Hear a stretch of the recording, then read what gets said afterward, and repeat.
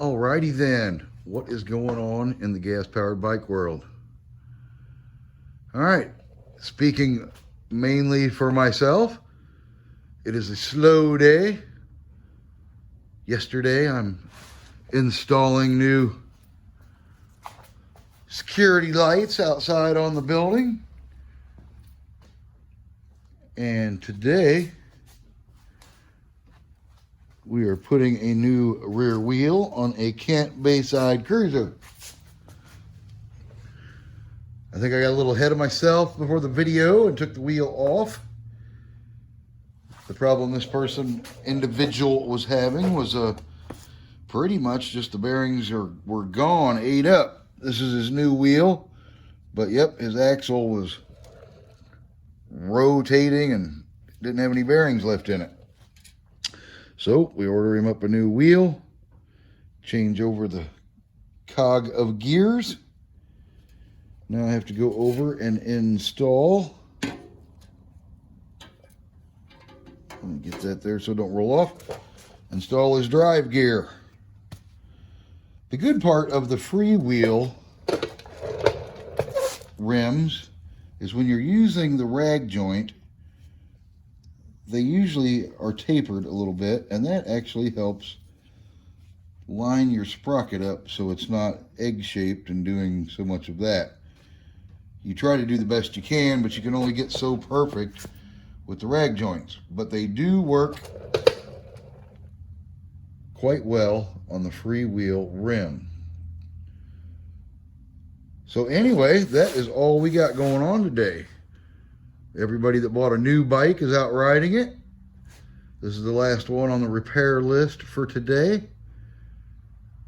They're just getting ready for the summertime. And today is a good day to get your bike repaired, at least here.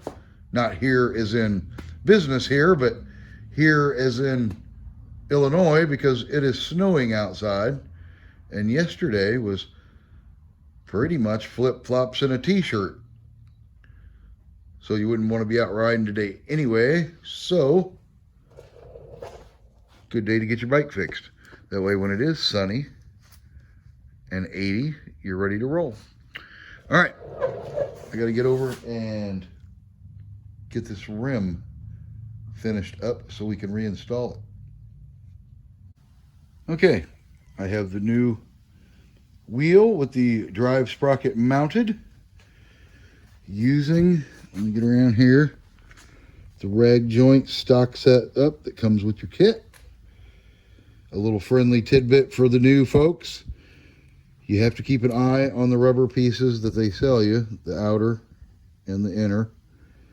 Sometimes they are not cut flat, and you will never get a sprocket straight with a wedge cut, shaped, whatever you want to look at it, rubber grommet insert, spacer, whatever you want to call it. So out of the two, if you have one that's flatter than the other or perfect, use it on the sprocket side, put the wedged one on the back side. That will help you get your sprocket true so you're not throwing any chains.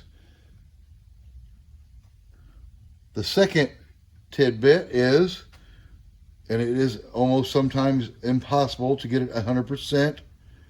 This one worked out quite well by noticing the gap around here. It is pretty well centered.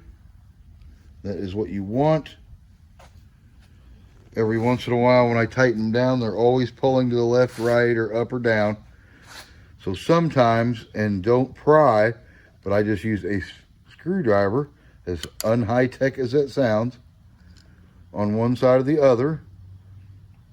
When I snug up the bolts, if you have help, sometimes you can use a couple of screwdrivers to just use that as a shim, if you will, and it doesn't let it pull one way or the other, and it might help you get it centered up. Because you want it as center as you can, because you do not want your sprocket turning like an egg like that. You want it to spin as close to straight as possible. Same thing with the side-to-side motion.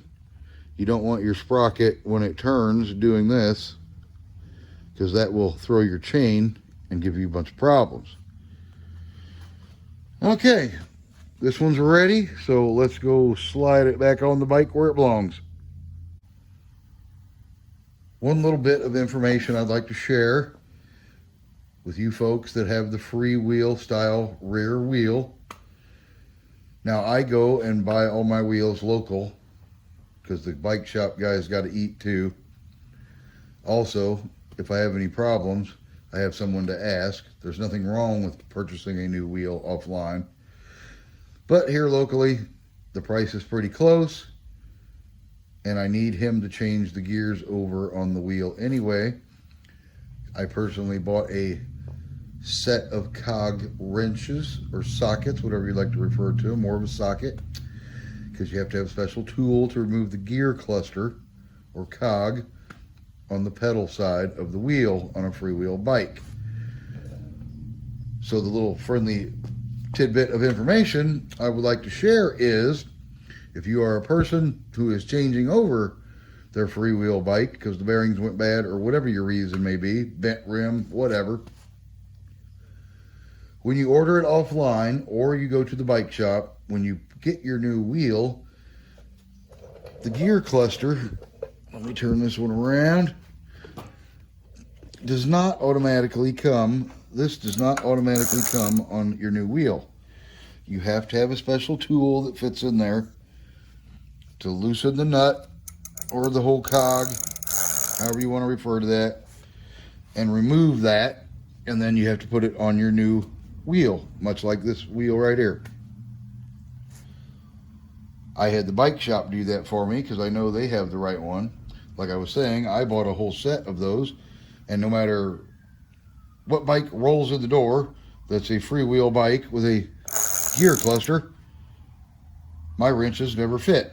I can buy every wrench in the world, and a bike from Holland will roll through, and it won't be the right size. So I just rely on my friendly bicycle shop dealer, whatever you want to refer to it, and let them handle it, and they do every time, and I appreciate that because it makes my job a little easier. Then all I have to do is bring the wheel back. I know it's the correct wheel, install the drive sprocket, and then we will get this slid right back up in here where it goes. But I just wanted to let folks know about that because a lot of times you look online, they show you the whole wheel. When you get it, there's no gears on the side, and you're still stuck because you can't remove the gears yourself unless you have the special tool. So you're going back to the bike shop or trying to locate a bike shop. So to save the aggravation, I just wanted people to know that when you have a freewheel bike and a gear cluster, you need the bike shop to change those over, or you need to get the correct socket to remove the gear cog, or you're dead in the water. I say that from experience because many, many years ago, I was in a hurry, walked out of the bike shop, didn't pay any attention to the wheel, and had to take that minor inconvenience, drive back, get them to put the gear cluster on there for me so I could come back to the shop and finish the bike. Okay, well, hopefully that saves somebody a unnecessary trip or a disappointed online order. So let's get this wheel installed on this bike. Moving right along. Have the rear wheel installed. As you can see, everything is tight and adjusted. What we were going for was the straightest possible sprocket we could provide. Maybe I can see it better down here. But as you can see, it doesn't wobble back and forth or up and down like an egg.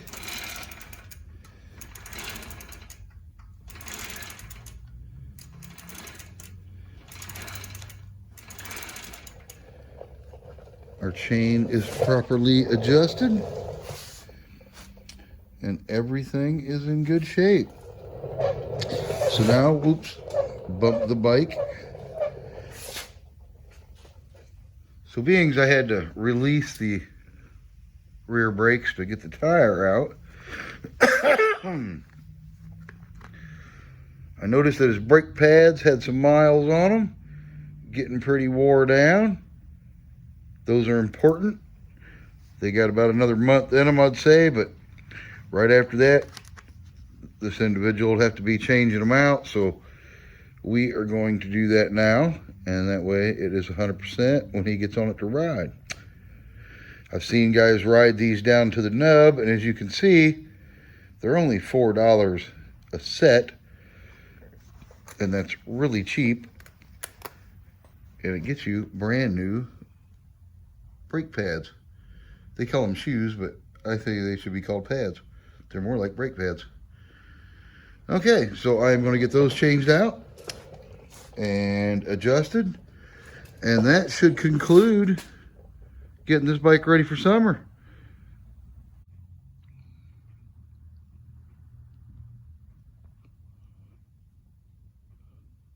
When changing your brake shoes on your caliper style bike, you'll want to notice that looking at it this way, it just looks rectangular and no big deal, which it is rectangular. But if you look down it, let me get that to focus, notice that it is not cut flat. So it wants to ride on the rim with the high side of the angle as the bottom, facing toward the center of the wheel, because the wheel itself bevels out at the top. Starts out small right there and has just a slight degree of incline working its way out. So if I put the pad on with the bevel side upside down, it doesn't really ride the rim as it's supposed to and give you full stopping power.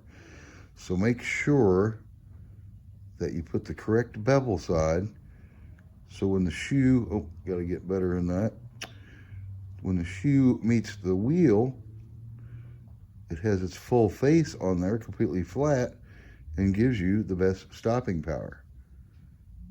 See, put the angle toward the sprocket. Okay, just a friendly little suggestion, because I'm sure someone else out there in the world has just plucked on the old brake pads / shoes, and it just didn't stop real great, and you're wondering why. That could be one of the reasons. So, to sum up today's repairs, we changed out the rear wheel because the bearings went bad. So we should be good to go for another 10,000 miles. Chains adjusted and secure and whatnot. Also put on some new brake pads. If yours are getting questionable or real close to the wheel, I suggest changing those out on your bicycle too. It's a cheap fix, massively important if you stop. The chances of sitting there not moving, having a problem or an accident are real minimal. But if you can't get your bike to stop, that becomes a massive problem. Got the front ones on there. Everybody's adjusted and happy. So he's got full brand new brake shoes or pads. I call them pads because they're more pad than shoe-like, but nonetheless he has new brakes. And last but not least, we replaced his fuel valve. I don't know what happened to this little dude, but he lost the lever to turn it. So we put a new one of those on there and a fresh line. Okay, so this individual should be ready to roll as soon as the weather gets back up out of 30 and dries up out there. I know it's just a little clipper blowing through, but it's cold and there's snow out there. Sad day, sad day. Okay, well, I hope somebody saw something in this video that helps you repair your bike or gives you something to think about for a little maintenance on your bike. What can I say? Stay tuned for when we have some more extra friendly tips on something that might help you out. Right now, it has been just a super quiet day. This is the only bike we had to repair, or I had to repair, I should say. And not a lot moving around out there in the old winter time day. So everybody, ride safe. If you have any questionable parts on your bike, tend to them before it becomes a big problem, so you can remain to ride safe. And as always, stay tuned for the next informative video.